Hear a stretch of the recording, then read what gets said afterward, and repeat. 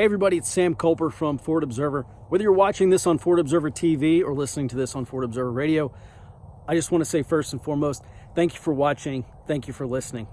It's Saturday night, Saturday evening. There are a couple things on my mind. Number one is low frequency events, and number two is the concept of preparing for the worst case scenario. Low frequency events are called low frequency for a reason. They don't happen that often. They're very unlikely to happen in the future. These are things like an EMP attack, a nuclear war. I'm not saying those things will not happen, just that in the scheme of things, they're low frequency because they don't happen that often. Now, I take a low frequency event and let's look at something a bit more likely, actually much more likely, which is the leftists coming back into power, still being very pissed off about Donald Trump, and making life for half the country very uncomfortable, very unpleasant, way more difficult. We know that there's a much higher likelihood of that happening than an EMP attack, which kind of leads into my next point about preparing for the worst case scenario. All these people who say, well, I'm just going to prepare for the worst case scenario and that way I'll be prepared for everything. Well, that's a lie. That's a flat out lie. And it actually kind of pisses me off because people hear that and they're like, oh yeah, that's actually a really good point.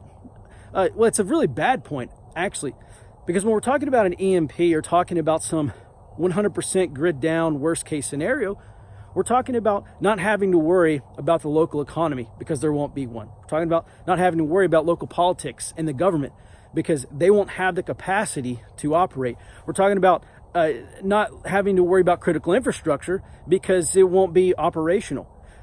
And so basically what you're saying is I won't have to think about a lot of these things in this worst case scenario, when in fact the worst case scenario is almost always not the most likely scenario. So the most likely scenario is we are still going to have to worry about local politics and local and state government.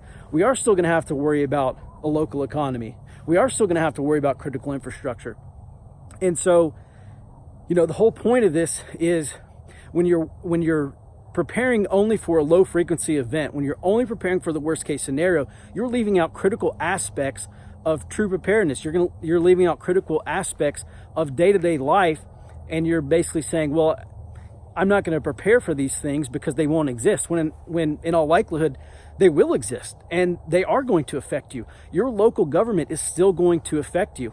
If it has any capacity at all, which in all likelihood it will, it's still going to affect you. And that's why I say true preparedness focuses on all 6 elements of our operating environment: the physical terrain, the human terrain, critical infrastructure, politics and governance, military, law enforcement and security, and the economy and finance, the economy and financial aspects of our community, our operating environment. And so it really bugs me when I hear people say, oh, I just prepare for the worst case scenario and I've prepared for everything, because that's patently false. If you're preparing for the worst case scenario, you're really not preparing for a lot of scenarios which are much more likely. So those are my thoughts here on this Saturday night. If you like these kind of videos, let me know in the comments, or you can send me an email.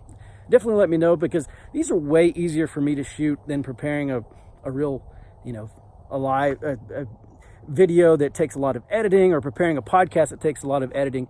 So thanks for watching.